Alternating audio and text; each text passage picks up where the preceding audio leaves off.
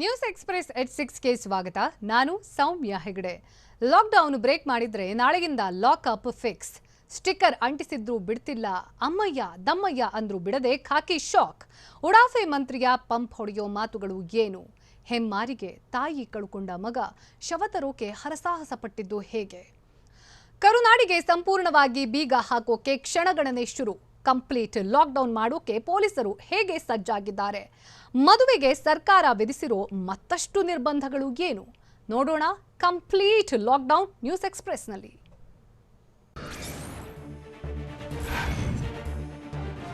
ರಾಜ್ಯದಲ್ಲಿ ಅಬ್ಬರಿಸುತ್ತಿರೋ ಕೊರೋನಾಗೆ ಬ್ರೇಕ್ ಹಾಕೋಕೆ ಜಾರಿ ಮಾಡಿರುವ ಕಂಪ್ಲೀಟ್ ಲಾಕ್ಡೌನ್ಗೆ ಕೌಂಟೌನ್ ಶುರುವಾಗಿದೆ. ನಾಳೆ ಬೆಳಗ್ಗೆಯಿಂದ ಬೆಂಗಳೂರು ಸೇರಿದಂತೆ ಕರುನಾಡಿನಾದ್ಯಂತ ಕಂಪ್ಲೀಟ್ ಲಾಕ್ಡೌನ್ ಜಾರಿಯಾಗುತ್ತಿದೆ. ಮೇ 24ರವರೆಗೂ 14 ದಿನಗಳ ಕಾಲ ಬೆಂಗಳೂರು ಸೇರಿದಂತೆ ಕರುನಾಡಿಗೆ ಕಂಪ್ಲೀಟ್ ಬೀಗ ಬೀಳಲಿದೆ.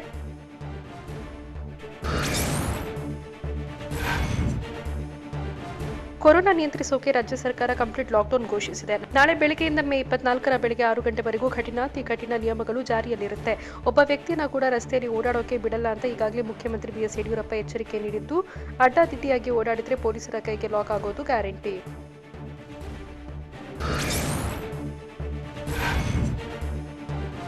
ನಾಳೆಯಿಂದ ಜಾರಿಯಾಗ್ತಿರೋ ಕಂಪ್ಲೀಟ್ ಲಾಕ್ಡೌನ್ನಲ್ಲಿ ಪೊಲೀಸರಿಗೆ ಫುಲ್ ಪವರ್ ನೀಡಿದ್ದಾರೆ. ಲಾಕ್ಡೌನ್ ಕಟ್ಟುನಿಟ್ಟಿನ ಜಾರಿಗೆ ಸೂಚನೆ ನೀಡಿದ್ದು, ರೂಲ್ಸ್ ಬ್ರೇಕ್ ಮಾಡದೆ ಪೊಲೀಸರು ಬಿಸಿ ಮುಟ್ಟಿಸಲಿದ್ದಾರೆ.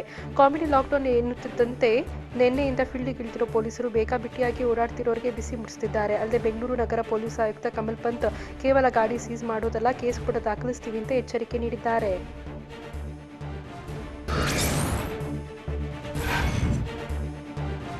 ಅಬ್ಬರಿಸ್ತಿರೋ ಕೊರೋನಾ ಕಟ್ಟಿ ಹಾಕೋಕೆ ಸರ್ಕಾರ ಮತ್ತೆ ಕಠಿಣ ಲಾಕ್ಡೌನ್ ಅಸ್ತ್ರ ಪ್ರಯೋಗಿಸಿದೆ. ಲಾಕ್ಡೌನ್ ಜಾರಿ ಮಾಡೋಕೆ ಇನ್ನು ಕೆಲವೇ ಗಂಟೆಗಳು ಬಾಕಿ ಇದ್ದು, ಇನ್ನು ಕರುನಾಡು ಕಂಪ್ಲೀಟ್ ಲಾಕ್ ಆಗ್ತಾ ಇದೆ. ನಾಳೆಯಿಂದ ಮೇ 24ರವರೆಗೂ ಒಂದು ಜಿಲ್ಲೆಯಿಂದ ಮತ್ತೊಂದು ಜಿಲ್ಲೆಯ ಸಂಚಾರಕ್ಕೆ ಸಂಪೂರ್ಣವಾಗಿ ಬ್ರೇಕ್ ಬೀಳಲಿದೆ.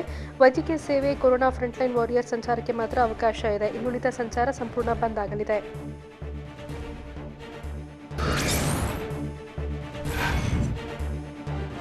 ಬೆಂಗಳೂರು ಸೇರಿದಂತೆ ಇಡೀ ಕರುನಾಡಿನಲ್ಲಿ ನಾಳೆಯಿಂದ ಮೇ 24ರವರೆಗೂ 14 ದಿನಗಳ ಕಾಲ ಕಂಪ್ಲೀಟ್ ಲಾಕ್ಡೌನ್ ಜಾರಿಯಾಗುತ್ತಿದೆ. ಆಟೋ ಟ್ಯಾಕ್ಸಿ ಸಂಚಾರಕ್ಕೆ ಕಂಪ್ಲೀಟ್ ಬ್ರೇಕ್ ಬೀಳಲಿದೆ.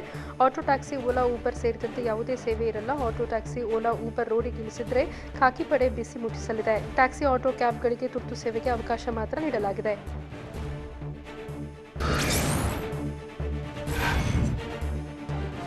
ಕೊರೋನಾ ಕಂಟ್ರೋಲ್ ತಪ್ಪಿದ್ದು ಮಾರಿ ಕಟ್ಟಿ ಹಾಕೋಕೆ ನಾಳೆಯಿಂದಲೇ ಕಂಪ್ಲೀಟ್ ಲಾಕ್ಡೌನ್ ಬ್ರಹ್ಮಾಸ್ತ್ರವನ್ನ ಪ್ರಯೋಗ ಮಾಡಲಾಗಿದೆ.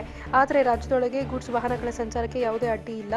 ವೈದ್ಯಕೀಯ ಸೇವೆಯ ವಾಹನಗಳು, ಫ್ರಂಟ್ಲೈನ್ ವಾರಿಯರ್ಸ್ ವಾಹನಗಳನ್ನು ಬಿಟ್ಟು ಉಳಿದಂತೆ ಎಲ್ಲಾ ವಾಹನಗಳ ಓಡಾಟಕ್ಕೆ ಸಂಪೂರ್ಣ ನಿರ್ಬಂಧ ವಿಧಿಸಲಾಗುತ್ತಿದೆ. ನಾಳೆಯಿಂದ ಮೇ 24ರವರೆಗೂ ಖಾಸಗಿ ವಾಹನಗಳ ಸಂಚಾರಕ್ಕೆ ಫುಲ್ ನಿರ್ಬಂಧ ಇರಲಿದೆ.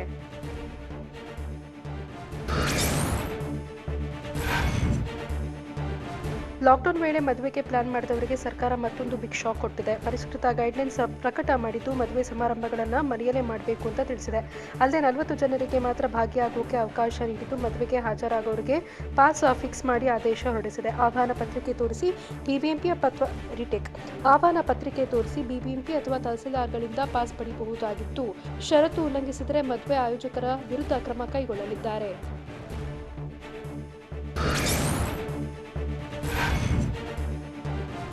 ಬೆಂಗಳೂರು ಸೇರಿದಂತೆ ರಾಜ್ಯಾದ್ಯಂತ 14 ದಿನಗಳ ಕಾಲ ಕಂಪ್ಲೀಟ್ ಲಾಕ್ಡೌನ್ ಜಾರಿಯಾಗಲಿದೆ. ಆದರೆ ಕೃಷಿ ಚಟುವಟಿಕೆಗಳಿಗೆ ಯಾವ ನಿರ್ಬಂಧ ಇರೋದಿಲ್ಲ. ಕೃಷಿ ಸಂಬಂಧಿತ ಅಂಗಡಿಗಳು, ರಸಗೊಬ್ಬರ ಅಂಗಡಿಗಳು ಹಾಗೂ ಕೃಷಿ ಉಪಕರಣ ಅಂಗಡಿಗಳು, ಮೀನುಗಾರಿಕೆ, ಕೋಳಿ ಫಾರಂ, ಮಾಂಸದ ಅಂಗಡಿ ಬೆಳಗ್ಗೆ 6ರಿಂದ 10 ಗಂಟೆವರೆಗೂ ಓಪನ್ ಇರಲಿದೆ. ಅನ್ನದಾತರು ತಾವು ಬೆಳೆದ ತರಕಾರಿಯನ್ನು ಎಪಿಎಂಸಿ ಮಾರುಕಟ್ಟೆಯಲ್ಲಿ ಮಾರಾಟಕ್ಕೆ ಅವಕಾಶ ನೀಡಲಾಗಿದೆ.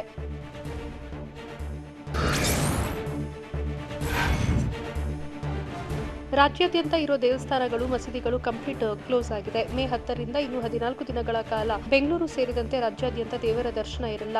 ಎಂದಿನಂತೆ ರಾಜ್ಯಾದ್ಯಂತ ಎಲ್ಲ ದೇವಸ್ಥಾನಗಳು ಬಾಗಿಲು ಹಾಕಿರಲಿವೆ. ಅರ್ಚಕರು ಮಾತ್ರ ದೇವರ ಪೂಜೆ ಮಾಡೋಕೆ ಅವಕಾಶ ನೀಡಿದ್ದು, ಭಕ್ತರು ದೇವಸ್ಥಾನಕ್ಕೆ ಎಂಟ್ರಿ ಕೊಡುವಂತಿಲ್ಲ.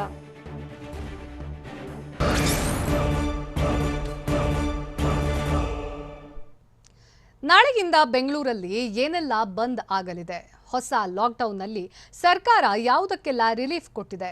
ಹೋಟೆಲ್, ಬಾರ್ಗಳ ಪಾರ್ಸೆಲ್ ಕಥೆ ಏನು? ನೋಡೋಣ ಖಡಕ್ ರೂಲ್ಸ್ ನ್ಯೂಸ್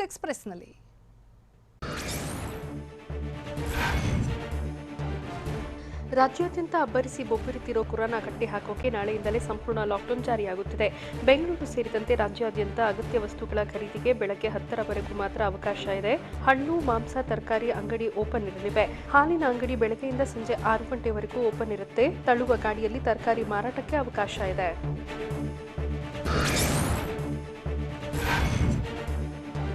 ರಾಜ್ಯದಲ್ಲಿ ಅಬ್ಬರಿಸುತ್ತಿರೋ ಕೊರೋನಾಗೆ ಬ್ರೇಕ್ ಹಾಕೋಕೆ ಬೆಂಗಳೂರು ಸೇರಿದಂತೆ ಕರುನಾಡಿನಾದ್ಯಂತ ಕಂಪ್ಲೀಟ್ ಲಾಕ್ಡೌನ್ ಮಾಡಲಾಗುತ್ತಿದೆ. ನಾಳೆ ಬೆಳಗ್ಗೆಯಿಂದ ಮೇ 24ರ ಬೆಳಗ್ಗೆ 6 ಗಂಟೆವರೆಗೂ ರಾಜಧಾನಿ ಬೆಂಗಳೂರು ಸೇರಿ ಕರುನಾಡಿಗೆ ಕಂಪ್ಲೀಟ್ ಬೀಗ ಬೀಳಲಿದೆ. ಅಗತ್ಯ ವಸ್ತುಗಳನ್ನು ಹೊರತುಪಡಿಸಿ ಉಳಿದ ಎಲ್ಲ ಸೇವೆಗಳು ಕಂಪ್ಲೀಟ್ ಲಾಕ್ ಆಗಿರಲಿದೆ.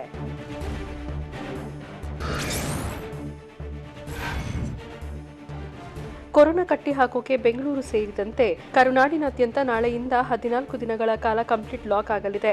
ಟಫ್ ರೂಲ್ಸ್ಗಳ ಜೊತೆಗೆ ಸರ್ಕಾರ ಕೆಲ ವಿನಾಯಿತಿಗಳನ್ನು ನೀಡಿದೆ. ಲಾಕ್ಡೌನ್ ಟೈಮ್ನಲ್ಲಿ ಬೆಳಗ್ಗೆ 6 ಗಂಟೆಯಿಂದ 10 ಗಂಟೆವರೆಗೂ ಮಾತ್ರ ಅಗತ್ಯ ವಸ್ತುಗಳ ಖರೀದಿಗೆ ಅವಕಾಶ ನೀಡಲಾಗಿದೆ. ಮೆಡಿಕಲ್, ಆಸ್ಪತ್ರೆ, ತುರ್ತು ಸೇವೆಗಳು, ಉತ್ಪಾದನಾ ವಲಯಕ್ಕೆ ಯಾವುದೇ ಅಡೆತಡೆ ಇಲ್ಲ. ಕೃಷಿ ಚಟುವಟಿಕೆಗಳಿಗೂ ತೊಂದರೆ ಇರಲ್ಲ. ಈ ಸೇವೆಗಳನ್ನು ಹೊರತುಪಡಿಸಿ ಉಳಿದ ಎಲ್ಲ ಸೇವೆಗಳು ಕಂಪ್ಲೀಟ್ ಲಾಕ್ ಆಗಿರುತ್ತೆ.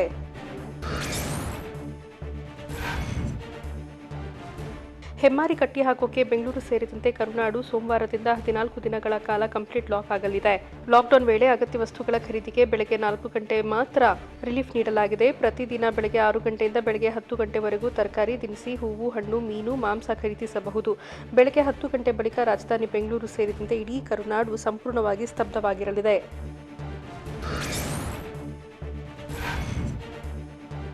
ಬೆಂಗಳೂರಿನಲ್ಲಿ ಕೊರೋನಾ ಕಟ್ಟಿ ಹಾಕೋಕೆ ಸರ್ಕಾರ ಟಫ್ ರೂಲ್ಸ್ ಜಾರಿಗೆ ತಂದಿದೆ. ನಾಳೆಯಿಂದ ಒಟ್ಟು 14 ದಿನಗಳ ಕಾಲ ಕಂಪ್ಲೀಟ್ ಬೆಂಗಳೂರು ಸೇರಿದಂತೆ ಕರುನಾಡು ಸ್ತಬ್ಧವಾಗಿರಲಿದೆ. ಆದರೆ ಬೆಂಗಳೂರಿನಲ್ಲಿ ಹೋಟೆಲ್ಗಳ ಬಾಗಿಲು ಎಂದಿನಂತೆ ಓಪನ್ ಇರಲಿದೆ. ಕೇವಲ ಪಾರ್ಸಲ್ಗೆ ಮಾತ್ರ ಅವಕಾಶ ನೀಡಲಾಗಿದೆ. ಆದರೆ ವಾಹನಗಳಲ್ಲಿ ಹೋಗುವಂತಿಲ್ಲ. ಸ್ಥಳೀಯ ಹೋಟೆಲ್ಗಳಿಗೆ ನಡೆದುಕೊಂಡೇ ಹೋಗಬೇಕಿದೆ. ಆದರೆ ಆನ್ಲೈನ್ ಫುಡ್ ಡೆಲಿವರಿ ಎಂದಿನಂತೆ ಇರಲಿದೆ. ಝೊಮ್ಯಾಟೊ, ಸ್ವಿಗ್ಗಿ ಸೇರಿದಂತೆ ಆನ್ಲೈನ್ನಲ್ಲಿ ಊಟ ಬುಕ್ ಮಾಡಬಹುದಾಗಿದೆ.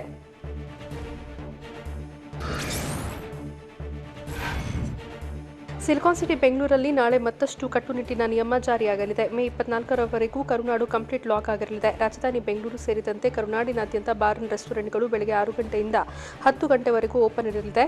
ಬೆಳಗ್ಗೆ 10 ಗಂಟೆಯ ಬಳಿಕ ಎಲ್ಲ ಬಾರ್ ಅಂಡ್ ರೆಸ್ಟೋರೆಂಟ್ಗಳು ಕಂಪ್ಲೀಟ್ ಕ್ಲೋಸ್ ಆಗಿರಲಿದೆ.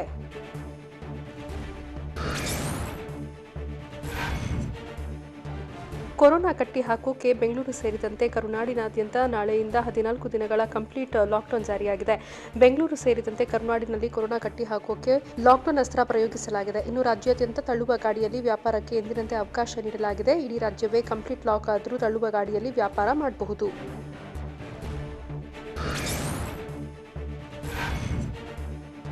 ಕೊರೋನಾ ನಿಯಂತ್ರಿಸೋಕೆ ಬೆಂಗಳೂರು ಸೇರಿದಂತೆ ಇಡೀ ಕರುನಾಡಿನಲ್ಲಿ ನಾಳೆಯಿಂದ ಮೇ 24ರವರೆಗೂ 14 ದಿನಗಳ ಕಾಲ ಕಂಪ್ಲೀಟ್ ಲಾಕ್ಡೌನ್ ಜಾರಿಯಾಗುತ್ತಿದೆ. ಲಾಕ್ಡೌನ್ ವೇಳೆ ಬೆಂಗಳೂರು ಸೇರಿದಂತೆ ಕರುನಾಡಿನಾದ್ಯಂತ ಯಾವುದೇ ಬಸ್ ಸೇವೆ ಇರೋದಿಲ್ಲ. 14 ದಿನ ಕೆಎಸ್ಆರ್ಟಿಸಿ ಹಾಗೂ ಬಿಎಂಟಿಸಿ ಬಸ್ಗಳು ರೋಡಿಗೆ ಇಳಿಯೋದಿಲ್ಲ.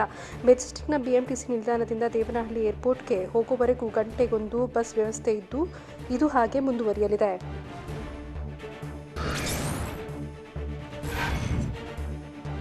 ಸಿಲಿಕಾನ್ ಸಿಟಿ ಬೆಂಗಳೂರು ಸೇರಿದಂತೆ ರಾಜ್ಯಾದ್ಯಂತ 14 ದಿನಗಳ ಕಾಲ ಕಂಪ್ಲೀಟ್ ಲಾಕ್ಡೌನ್ ಜಾರಿಯಾಗುತ್ತಿದೆ. ಸಂಪೂರ್ಣ ಲಾಕ್ಡೌನ್ ವೇಳೆ ಕಟ್ಟಡ ಕಾಮಗಾರಿಗಳಿಗೆ ಅವಕಾಶ ನೀಡಲಾಗಿದೆ. ಸ್ಥಳದಲ್ಲಿಯೇ ಇದ್ದು ಕಟ್ಟಡ ಕಾಮಗಾರಿಗಳನ್ನು ನಡೆಸೋಕೆ ನಿರ್ಬಂಧಿತ ಅವಕಾಶ ನೀಡಲಾಗಿದೆ. ಆದರೆ ಬೈಕ್, ಕಾರುಗಳಲ್ಲಿ ಯಾರೂ ಕೂಡ ಹೊರಗೆ ಬರೋ ಹಾಗಿಲ್ಲ. ಯಾವುದೇ ವಾಹನಗಳಲ್ಲಿ ಎಂಟ್ರಿ ಕೊಡೋ ಹಾಗಿಲ್ಲ ಅಂತ ಆದೇಶ ಹೊರಡಿಸಲಾಗಿದೆ.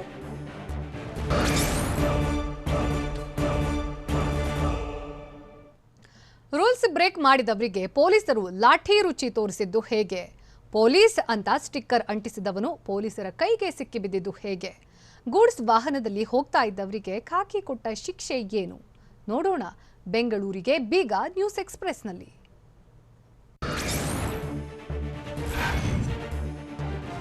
ನಾಳೆಯಿಂದ ಬೆಂಗಳೂರಿನಲ್ಲಿ ಕಠಿಣ ಲಾಕ್ಡೌನ್ ಜಾರಿಯಾಗ್ತಾ ಇದ್ದು ಪೊಲೀಸರು ಹಿಂದೆ ಬೇಕಾಬಿಟ್ಟಿ ಓಡಾಡುವವರಿಗೆ ಬಿಸಿ ಮುಟ್ಟಿಸಿದ್ದಾರೆ. ಅನಗತ್ಯ ಸಂಚಾರಕ್ಕೆ ಬ್ರೇಕ್ ಹಾಕಿರುವ ಪೊಲೀಸರು ಈಗಾಗಲೇ ಟೈಟ್ ರೂಲ್ಸ್ ಜಾರಿಗೆ ತಂದಿದ್ದಾರೆ. ಬೆಳಗ್ಗೆಯಿಂದಲೇ ಅಖಾಡಕ್ಕೆ ಇಳಿದಿರುವ ಪೊಲೀಸರು ವಾಹನಗಳನ್ನು ಸೀಸ್ ಮಾಡಿ ಸವಾರರಿಗೆ ಬಿಸಿ ಮುಟ್ಟಿಸ್ತಾ ಇದ್ದಾರೆ.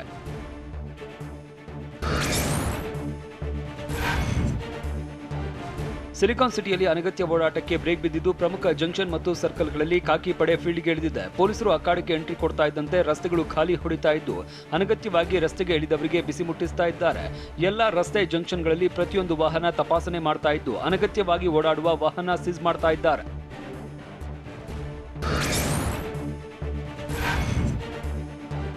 ಫೀಲ್ಡ್ಗೆ ಇಳಿದಿರುವ ಕಾಕಿಯಿಂದ ಬಚಾವಾಗೋದಕ್ಕೆ ವಾಹನ ಸವಾರರು ಹೊಸ ಅವತಾರ ತಾಳ್ತಾ ಇದ್ದಾರೆ. ಪೊಲೀಸರಿಗೆ ಚಳ್ಳೆಹಣ್ಣು ತಿನ್ನಿಸೋದಕ್ಕೆ ಹೋಗಿ ಚಾಲಕನೊಬ್ಬ ಲಾಕ್ ಆಗಿದ್ದಾನೆ. ಪೊಲೀಸರ ತಪಾಸಣೆಯಿಂದ ತಪ್ಪಿಸಿಕೊಳ್ಳೋದಕ್ಕೆ ಕಾರಿಗೆ ಪೊಲೀಸ್ ಸ್ಟಿಕ್ಕರ್ ಅಂಟಿಸಿಕೊಂಡು ಚಾಲಕನೊಬ್ಬ ಬಂದಿದ್ದಾನೆ. ಆದರೆ ಪೊಲೀಸರ ತಪಾಸಣೆ ವೇಳೆ ಚಾಲಕನ ಕಳ್ಳಾಟ ಬೆಳಕಿಗೆ ಬಂದಿದ್ದು ಸ್ಟಿಕ್ಕರ್ ಅಂಟಿಸಿದ್ದ ಸ್ಕಾರ್ಪಿಯೋ ಕಾರ್ ಸೀಸ್ ಮಾಡಿದ್ದಾರೆ.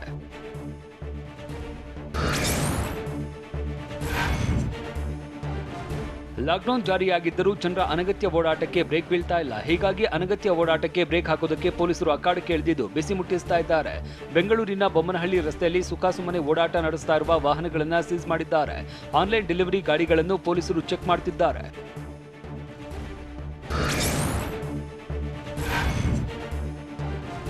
ಅಗತ್ಯ ವಸ್ತುಗಳ ಖರೀದಿಗೆ ನೀಡಿದ ಡೆಡ್ಲೈನ್ ಮುಗಿತಾ ಇದ್ದಂತೆ ಪೊಲೀಸರು ಫೀಲ್ಡ್ಗೆ ಇಳಿದಿದ್ದು ಪ್ರತಿಯೊಂದು ವಾಹನಗಳನ್ನ ತಪಾಸಣೆ ಮಾಡ್ತಾ ಇದ್ದಾರೆ. ಮಾಗಡಿ ರಸ್ತೆಯಲ್ಲಿ ಪೊಲೀಸರು ಹೈ ಅಲರ್ಟ್ ಆಗಿದ್ದು ಬೇಕಾಬಿಟ್ಟಿಯಾಗಿ ಓಡಾಡ್ತಾ ಇರುವ ವಾಹನಗಳನ್ನ ಸೀಸ್ ಮಾಡ್ತಿದ್ದಾರೆ. ಈ ವೇಳೆ ಪೊಲೀಸರ ಕೈಗೆ ಸಿಕ್ಕಿ ಬಿದ್ದ ಕಾರು ಚಾಲಕನೊಬ್ಬ ಬೇಕರಿ ಐಟಂ ತರೋದಕ್ಕೆ ಹೋಗೋದಾಗಿ ಹೇಳಿದ್ದಾನೆ. ಅಲ್ಲದೆ ರಾಗಿ ಬೀಸೋದಕ್ಕೆ ಕಾರ್ನಲ್ಲಿ ಹೋಗಿದ್ದಾಗಿ ಸಬೂಬು ಹೇಳಿದ್ದಾನೆ.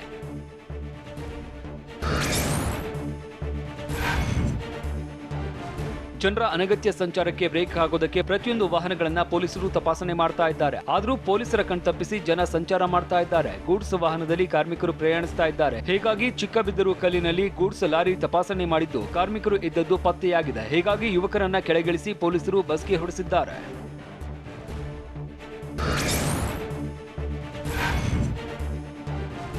ಕಂಪ್ಲೀಟ್ ಲಾಕ್ಡೌನ್ ಜಾರಿ ಮಾಡೋದಕ್ಕೆ ಅಖಾಡಕ್ಕೆ ಇಳಿದಿರುವ ಪೊಲೀಸರು ಪ್ರತಿಯೊಂದು ವಾಹನಗಳನ್ನ ತಪಾಸಣೆ ಮಾಡ್ತಾ ಇದ್ದಾರೆ. ಹೀಗಾಗಿ ಮದುವೆ ಮಾಡಿಕೊಂಡು ಹಾರದ ಸಮೇತ ಬಂದ ಜೋಡಿ ಪೊಲೀಸರಿಗೆ ಹಾರ ಮತ್ತು ತಾಳಿ ತೋರಿಸಿ ತೆರಳಿದ್ದಾರೆ.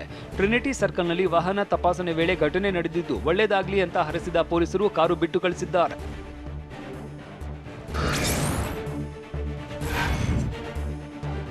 ಕರ್ನಾಟಕದಲ್ಲಿ ನಾಳೆಯಿಂದ ಕಂಪ್ಲೀಟ್ ಲಾಕ್ಡೌನ್ ಜಾರಿಗೆ ಬರ್ತಾ ಇದ್ದು ಬೆಂಗಳೂರು ತೊರೆದು ಜನ ಆಂಧ್ರಪ್ರದೇಶದತ್ತ ಪ್ರಯಾಣ ಬೆಳೆಸಿದ್ದಾರೆ. ದೇವನಹಳ್ಳಿ ಹೊರವಲಯದ ಟೋಲ್ ಪ್ಲಾಜಾ ಬಳಿ ಜಾನುವಾರು ಸಮೇತ ಕುಟುಂಬ ಸದಸ್ಯರು ವಲಸೆ ತೆರಳಿದ್ದಾರೆ. 10 ವರ್ಷಗಳಿಂದ ಬೆಂಗಳೂರಿನಲ್ಲಿ ನೆಲೆಸಿದ ಕುಟುಂಬಗಳು ಲಾಕ್ಡೌನ್ ಮಾಡಿದ್ರೆ ತುತ್ತು ಅನ್ನಕ್ಕೂ ಪರದಾಟವಾಗುತ್ತೆ. ಮಾಡೋದಕ್ಕೆ ಕೆಲಸ ಇಲ್ಲ, ಅನ್ನ ನೀರಿಗೂ ಸಮಸ್ಯೆ ಆಗುತ್ತೆ. ಹೀಗಾಗಿ ಮನೆ ಬಾಡಿಗೆ ಕಟ್ಟುವ ಬದಲು ನಮ್ಮೂರಿಗೆ ಹೋಗ್ತೇವೆ ಅಂತ ಹೇಳಿ ಹೋಗಿದ್ದಾರೆ.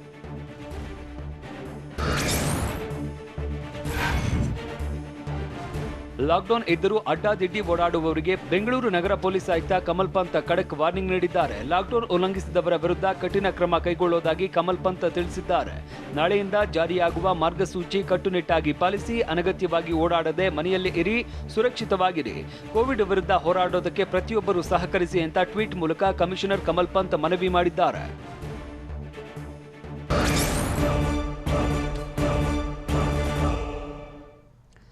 ಅಂಗಡಿ ಮಾಲೀಕನಿಗೆ ಪೊಲೀಸರು ಹಿಗ್ಗಾಮುಗ್ಗಾ ಥಳಿಸಿದ್ದು ಯಾಕೆ?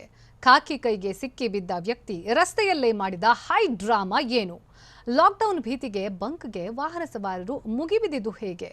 ನೋಡೋಣ ಕರುನಾಡು ಲಾಕ್ ನ್ಯೂಸ್ ಎಕ್ಸ್‌ಪ್ರೆಸ್‌ನಲ್ಲಿ.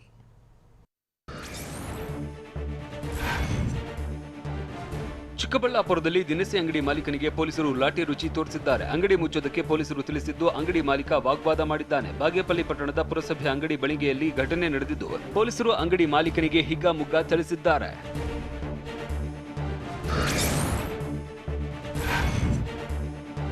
ಕೊಪ್ಪಳದಲ್ಲಿ ಅನಗತ್ಯವಾಗಿ ಓಡಾಡ್ತಾ ಇದ್ದವರಿಗೆ ಪೊಲೀಸರು ಲಾಠಿ ರುಚಿ ತೋರಿಸಿದ್ದಾರೆ. ಗಂಗಾವತಿಯ ಪ್ರಮುಖ ರಸ್ತೆಗಳಲ್ಲಿ ಲಾಠಿ ಹಿಡಿದು ಪೊಲೀಸರು ಎಚ್ಚರಿಕೆ ನೀಡಿದ್ದು ಬೇಕಾಬಿಟ್ಟಿಯಾಗಿ ರಸ್ತೆಗಳಿದ್ದವರ ವಾಹನ ಸೀಸ್ ಮಾಡಿದ್ದಾರೆ. ಅಲ್ಲದೆ ಅನಗತ್ಯವಾಗಿ ಓಡಾಡ್ತಾ ಇದ್ದವರಿಗೆ ಲಾಠಿ ಏಟು ನೀಡಿದ್ದಾರೆ.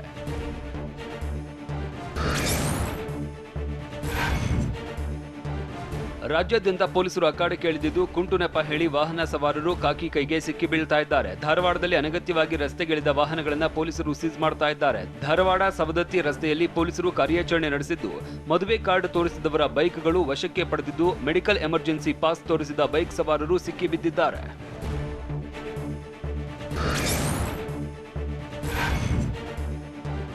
ಗದಗದಲ್ಲಿ ಕದ್ದು ಮುಚ್ಚಿ ವ್ಯಾಪಾರದಲ್ಲಿ ತೊಡಗಿದ್ದ ಬಟ್ಟೆ ಅಂಗಡಿಯೊಂದರ ಮೇಲೆ ಪೊಲೀಸರು ದಾಳಿ ಮಾಡಿದ್ದಾರೆ. ಕೋವಿಡ್ ರೂಲ್ಸ್ ಬ್ರೇಕ್ ಮಾಡಿ ಬಟ್ಟೆ ಖರೀದಿಯಲ್ಲಿ ಮಗ್ನರಾಗಿದ್ದ ಜನರನ್ನ ಪೊಲೀಸರು ಹೊರ ಕಳುಹಿಸಿದ್ದಾರೆ. ಮುಂದಿನ ಬಾಗಿಲಿಗೆ ಬೀಗ, ಹಿಂಬಾಗಿಲಲ್ಲಿ ಭರ್ಜರಿ ವ್ಯಾಪಾರದಲ್ಲಿ ತಲ್ಲೀನರಾಗಿದ್ದ ಮಾಲೀಕ ಸೇರಿದಂತೆ ಬಟ್ಟೆ ಅಂಗಡಿಯ 4 ಸಿಬ್ಬಂದಿಯನ್ನ ಪೊಲೀಸರು ಠಾಣೆಗೆ ಕರೆದುಕೊಂಡು ಎಫ್ಐಆರ್ ದಾಖಲಿಸಿದ್ದಾರೆ.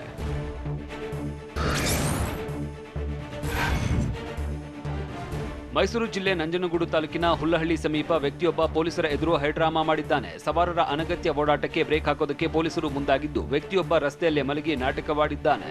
ಆತನ ಪುತ್ರ ವಿಡಿಯೋ ಮಾಡ್ತಾ ಪೊಲೀಸರು ಅವಾಚ್ಯವಾಗಿ ನಿಂದಿಸ್ತಾ ಇದ್ದಾರೆ ಅಂತ ಆರೋಪಿಸಿದ್ದಾನೆ. 10 ಗಂಟೆ ನಂತರ ಓಡಾಡಬಾರದು ಅಂತ ಪೊಲೀಸರು ಹೇಳಿದ್ದಕ್ಕೆ ಪೊಲೀಸರ ಜೊತೆ ವಾಗ್ವಾದ ಕೂಡ ನಡೆಸಿದ್ದಾನೆ.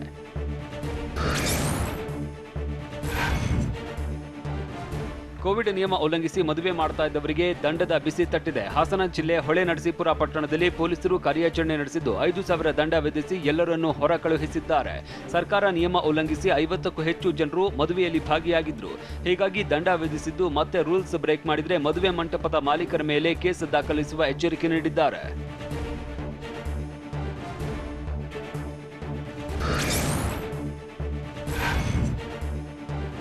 ಲಾಕ್ಡೌನ್ ನಡುವೆನೂ ಮೈಸೂರಿನಲ್ಲಿ ವ್ಯಕ್ತಿಯೊಬ್ಬರು ಚಳುವಳಿ ನಡೆಸಿದ್ದು, ರಾಜ್ಯದಲ್ಲಿ ರಾಷ್ಟ್ರಪತಿ ಆಳ್ವಿಕೆಗೆ ಒತ್ತಾಯಿಸಿದ್ದಾರೆ. ಕೆಪಿಟಿಸಿಎಲ್ ನಿವೃತ್ತ ಇಂಜಿನಿಯರ್ ಮುದ್ದು ವೆಂಕಟಪ್ಪ ಮೈಸೂರಿನ ಪುರಭವನದ ಅಂಬೇಡ್ಕರ್ ಪ್ರತಿಮೆ ಬಳಿ ಜಾಗಟೆ ಚಳುವಳಿ ನಡೆಸಿದ್ದಾರೆ. ರಾಜ್ಯ ಸರ್ಕಾರ ಕೊರೋನಾ ನಿಯಂತ್ರಿಸುವುದಕ್ಕೆ ಸಂಪೂರ್ಣ ವಿಫಲವಾಗಿದೆ ಅಂತ ಆರೋಪಿಸಿರುವ ಮುದ್ದು ವೆಂಕಟಪ್ಪ, ಕೊರೋನಾ ಹರಡೋದಕ್ಕೆ ರಾಜ್ಯ ಸರ್ಕಾರವೇ ಕಾರಣ, ಜನ ಸಾಯೋದಕ್ಕೆ ಸಿಎಂ ಯಡಿಯೂರಪ್ಪ ಕಾರಣ, ಹೀಗಾಗಿ ಯಡಿಯೂರಪ್ಪ ಹಾಗೂ ಸಚಿವ ಸುಧಾಕರ್ ರಾಜೀನಾಮೆಗೆ ಒತ್ತಾಯಿಸಿದ್ದಾರೆ.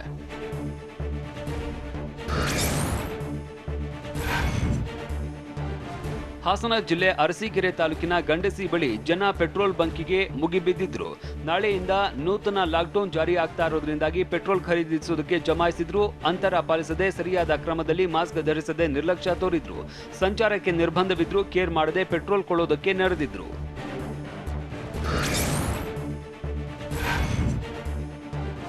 ಮಂಗಳೂರಿನಲ್ಲಿ ಬಿಗಿ ವೀಕೆಂಡ್ ಕರ್ಫ್ಯೂ ಜಾರಿಗೊಳಿಸಲಾಗಿದ್ದು, 2ನೇ ದಿನದ ವೀಕೆಂಡ್ ಕರ್ಫ್ಯೂಗೆ ಜನ ಬೆಂಬಲ ಸಿಕ್ಕಿದೆ. ಶುಕ್ರವಾರ ಬೆಳಗ್ಗೆ 9 ಗಂಟೆಯಿಂದ ಅಂಗಡಿಗಳು ಕ್ಲೋಸ್ ಆಗಿದ್ದು, ನಾಳೆ ಬೆಳಗ್ಗೆ 6ರಿಂದ 10 ಗಂಟೆವರೆಗೆ ಅಗತ್ಯ ವಸ್ತುಗಳ ಖರೀದಿಗೆ ಅವಕಾಶ ನೀಡಲಾಗಿದೆ. ನಗರದಾದ್ಯಂತ ಪೊಲೀಸರ ಸರ್ಪಗಾವಲಿದ್ದು, ಅನಗತ್ಯವಾಗಿ ಸಂಚರಿಸುವ ವಾಹನಗಳನ್ನು ಪೊಲೀಸರು ಸೀಸ್ ಮಾಡುತ್ತಿದ್ದಾರೆ.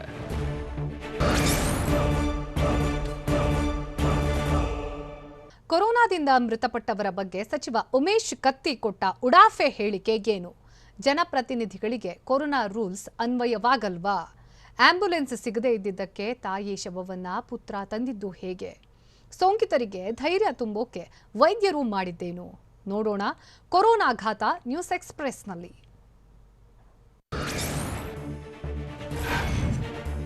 ಕೋವಿಡ್ ಸೋಂಕಿನಿಂದ ಸಾಕಷ್ಟು ಜನ ಸಾಯ್ತಿದ್ದಾರೆ. ಆದ್ರೆ ಸಾಯುವವರು ಯಾಕೆ ಸತ್ರು ಅಂತ ಹೇಳೋದಕ್ಕೆ ಆಗೋದಿಲ್ಲ. ಹೀಗಂತ ಸಚಿವ ಉಮೇಶ್ ಕತ್ತಿ ಉಡಾಫಿಯಾಗಿ ಮಾತನಾಡಿದ್ದಾರೆ. ಬಾಗಲಕೋಟೆಯಲ್ಲಿ ಬೀಳಗಿಯಲ್ಲಿ ಮಾತನಾಡಿದ ಅವರು, ರೆಮ್ಡೆಸಿವಿರ್ ಕೊಟ್ಟರು ಜನ ಸಾಯ್ತಿದ್ದಾರೆ, ಅದಕ್ಕೆ ಏನ್ ಮಾಡೋದಕ್ಕೆ ಸಾಧ್ಯವಿಲ್ಲ. ಕೆಲವರಿಗೆ ಹಾರ್ಟ್ ಅಟ್ಯಾಕ್, ಶುಗರ್ ಇರುತ್ತೆ, ಅಂಥವರು ಸತ್ರೆ ಏನ್ ಮಾಡೋಕ್ಕಾಗತ್ತೆ ಅಂತ ಬೇಜವಾಬ್ದಾರಿಯಾಗಿ ಮಾತನಾಡಿ ಸಚಿವ ಉಮೇಶ್ ಕತ್ತಿ ತಮ್ಮ ಜ್ಞಾನ ಪ್ರದರ್ಶಿಸಿದ್ದಾರೆ. ಸೋಂಕಿತರಿಗೆ ಪಂಪ್ ಹೊಡೆದು ಧೈರ್ಯ ತುಂಬುವುದಕ್ಕೆ ಆಗುತ್ತಿಲ್ಲ ಅಂತ ಮತ್ತಷ್ಟು ಅಜ್ಞಾನ ತೋರಿದ್ದಾರೆ.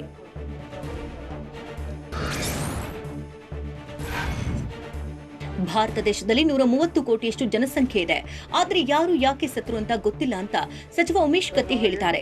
ಬಾಗಲಕೋಟೆ ಜಿಲ್ಲೆಯ ಬೀಳಗಿಯಲ್ಲಿ ಮಾತನಾಡಿದವರು ಕೋವಿಡ್ ಸಾವಿನ ಸಂಖ್ಯೆ ಮರೆಮಾಚುವ ವಿಚಾರಕ್ಕೆ ಸಂಬಂಧಪಟ್ಟಂತೆ ಪ್ರತಿಕ್ರಿಯೆ ಕೊಟ್ಟಿದ್ದಾರೆ. ಹೆಲ್ತ್ ಬುಲೆಟಿನ್ ನಲ್ಲಿ ಸಾವಿನ ಸಂಖ್ಯೆ ತಪ್ಪು ಆಗಿರಬಹುದು, ಹಾಗಂತ ನಾವು ಹರಿಶ್ಚಂದ್ರನ ಮೊಮ್ಮಕ್ಕಳು ಅಂತ ಹೇಳ್ತಿಲ್ಲ. ಗಮನಕ್ಕೆ ತಂದ್ರೆ ಡಿಸಿ ಅಧಿಕಾರಿಗಳು ಕ್ರಮ ಕೈಗೊಳ್ತಾರೆ. ನಾವಿಲ್ಲೇ ಇದ್ದೇವೆ, ಗಮನಕ್ಕೆ ತಂದ್ರೆ ಕ್ರಮ ಕೈಗೊಳ್ತೀವಿ ಅಂತ ಸಚಿವ ಉಮೇಶ್ ಕತ್ತಿ ಹೇಳಿದ್ದಾರೆ.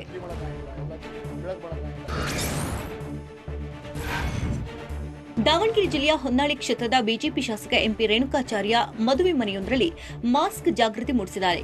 ಬಿಜೆಪಿ ಮುಖಂಡನೊಬ್ಬನ ಮದುವೆಯಲ್ಲಿ ಭಾಗಿಯಾಗಿದ್ದಂತಹ ರೇಣುಕಾಚಾರ್ಯ ವಿವಾಹಕ್ಕೆ ಆಗಮಿಸಿದ್ದ ಜನರಿಗೆ ಮಾಸ್ಕ್ ವಿತರಿಸಿದ್ರು. ಆದರೆ ಕೋವಿಡ್ ಮಾರ್ಗಸೂಚಿ ಉಲ್ಲಂಘಿಸಿ ಶಾಸಕರು ಪಾಲ್ಗೊಂಡಿದ್ದು ಚರ್ಚೆಗೆ ಕಾರಣವಾಯಿತು. ಯಾಕಂದ್ರೆ ಅದ್ದೂರಿಯಾಗಿ ನಡೆದ ವಿವಾಹದಲ್ಲಿ ಹೆಚ್ಚು ಜನ ಭಾಗಿಯಾಗಿ ರೂಲ್ಸ್ ಬ್ರೇಕ್ ಮಾಡಿದ್ರು.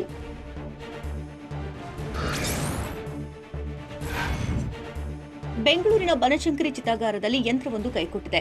2 ಯಂತ್ರಗಳ ಪೈಕಿ ಒಂದರಲ್ಲಿ ಮಾತ್ರ ಸದ್ಯ ದಹನ ಪ್ರಕ್ರಿಯೆ ನಡೆಯುತ್ತಿದೆ. ಹೀಗಾಗಿ ನಾಳೆ ಅಥವಾ ನಾಡಿದ್ದು ಚಿತಾಗಾರ ಸ್ಥಗಿತಗೊಳ್ಳುವ ಸಾಧ್ಯತೆ ಇದ್ದು, ದಹನ ಯಂತ್ರಗಳ ದುರಸ್ತಿ ಕಾರ್ಯಕ್ಕೆ ಚಿಂತನೆ ನಡೆಸಲಾಗಿದೆ. ಹೀಗಾಗಿ ಚಿತಾಗಾರದ ಮುಂದೆ 13 ಆಂಬ್ಯುಲೆನ್ಸ್ಗಳ ಕ್ಯೂ ನಿಂತಿದ್ವು. ಬೆಳಗ್ಗೆಯಿಂದ ಸದ್ಯ ದೊರೆತಿರುವಂತಹ ಮಾಹಿತಿಯಂತೆ 10 ಕೋವಿಡ್ ಬಾಡಿಗಳನ್ನು ದಹನ ಮಾಡಲಾಗಿದೆ.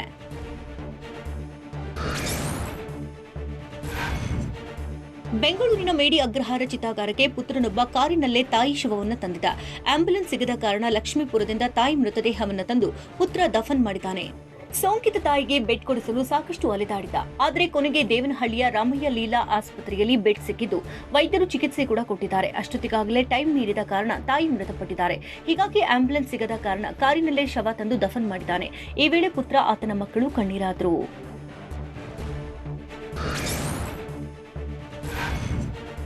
ಕಲಬುರಗಿ ಜಿಲ್ಲೆಯ ಸೇಡಂ ತಾಲೂಕಿನ ಗುಂಡೇಪಲ್ಲಿಯಲ್ಲಿ ಕೋವಿಡ್ ಕೇರ್ ಸೆಂಟರ್ ಮೇಲೆ ಗ್ರಾಮಸ್ಥರು ದಾಳಿ ಮಾಡಿದ್ದಾರೆ.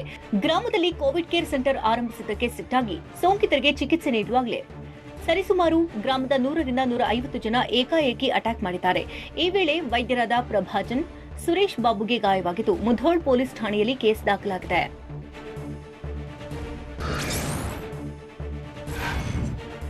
ಬೆಳಗಾವಿಯ ಬಿಮ್ಸ್ ಆಸ್ಪತ್ರೆಯಲ್ಲಿ ನೀರಿಲ್ಲದೆ ಕೊರೋನಾ ಸೋಂಕಿತರು ಪರದಾಡಿದ್ದಾರೆ. ಬೆಳಗ್ಗೆ 6 ಗಂಟೆಯಿಂದ ಕೋವಿಡ್ ವಾರ್ಡ್ಗೆ ನೀರು ಬಾರದಿದ್ದರಿಂದ ಸೋಂಕಿತರು ಪೇಚಾಡುವಂತಾಗಿತ್ತು. ಅಲ್ಲದೆ ವಾರ್ಡ್ನನ್ನ ಸ್ವಚ್ಛಗೊಳಿಸಲು ಕೂಡ ಯಾರೂ ಕೂಡ ಬಂದಿಲ್ಲ ಅಂತ ಆಕ್ರೋಶ ಹೊರಹಾಕಿದ್ರು. ವಾರ್ಡ್ನಲ್ಲಿ ಹೇಳೋರಿಲ್ಲ ಕೇಳೋರಿಲ್ಲ. ಈ ಬಗ್ಗೆ ಬಿಮ್ಸ್ ಸಿಬ್ಬಂದಿಗೆ ಎಚ್ಚರಿಸಿದ್ರು ಕೂಡ ನಿರ್ಲಕ್ಷ್ಯ ವಹಿಸಿದ್ದಾರೆ ಅಂತ ಕಿಡಿಕಾರಿದ್ರು.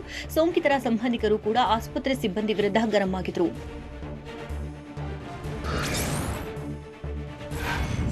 ರಾಜ್ಯದಲ್ಲಿ ಕೋವಿಡ್ ಪರಿಸ್ಥಿತಿ ಬಗ್ಗೆ ಪ್ರಧಾನಿ ನರೇಂದ್ರ ಮೋದಿ ಮಾಹಿತಿಯನ್ನು ಪಡೆದಿದ್ದಾರೆ. ಬೆಳಗ್ಗೆ 8:30ಕ್ಕೆ ಸಿಎಂ ಬಿಎಸ್ವೈಗೆ ಕರೆ ಮಾಡಿದಂತಹ ಪ್ರಧಾನಿ ಸದ್ಯದ ಕೋವಿಡ್ ಸ್ಥಿತಿಗತಿ ಕುರಿತು ಮಾಹಿತಿ ಪಡೆದಿದ್ದಾರೆ. ನಾಳೆಯಿಂದ ಜಾರಿಯಾಗುತ್ತಿರುವಂತಹ ನೂತನ ಲಾಕ್ಡೌನ್ ಬಗ್ಗೆ ಪಿಎಂ ಮಾಹಿತಿ ಪಡೆದಿದ್ದಾರೆ. ಈ ವೇಳೆ ಸಿಎಂ ಬಿಎಸ್ವೈ 14 ದಿನ ಕಟ್ಟುನಿಟ್ಟಿನ ಕ್ರಮ ಜಾರಿಗೊಳಿಸುವುದಾಗಿ ಪಿಎಂಗೆ ತಿಳಿಸಿದ್ದಾರೆ.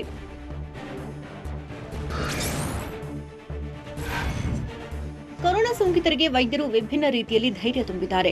ಬೆಂಗಳೂರಿನ ಶ್ರೇಯಸ್ ಆಸ್ಪತ್ರೆಯಲ್ಲಿ ಸೋಂಕಿತರ ಮನೋಸ್ಥೈರ್ಯ ಹೆಚ್ಚಿಸಲು ವೈದ್ಯರು, ದಾದಿಯರು ಡ್ಯಾನ್ಸ್ ಮಾಡಿದ್ದಾರೆ. ಮೆಡಿಕಲ್ ಸ್ಟಾಫ್ ರೋಗಿಗಳು ಸ್ಟೆಪ್ಸ್ ಹಾಕಿದ್ದಾರೆ. ಇನ್ನು ಬೀದರ್ನ ಬಸವ ಕಲ್ಯಾಣ ತಾಲೂಕು ಆಸ್ಪತ್ರೆಯಲ್ಲಿಯೂ ಕೋವಿಡ್ ಸೋಂಕಿತರ ಜೊತೆ ವೈದ್ಯರು ನೃತ್ಯ ಮಾಡಿದ್ದಾರೆ. ತುಮಕೂರಿನಲ್ಲೂ ವಾರ್ಡ್ ನರ್ಸ್ಗಳು ಡ್ಯಾನ್ಸ್ ಮಾಡಿದ್ದು ಆಕ್ಸಿಜನ್ನಲ್ಲಿರುವಂತಹ ಸೋಂಕಿತರು ಸಾಥ್ ಕೊಟ್ಟಿದ್ದಾರೆ.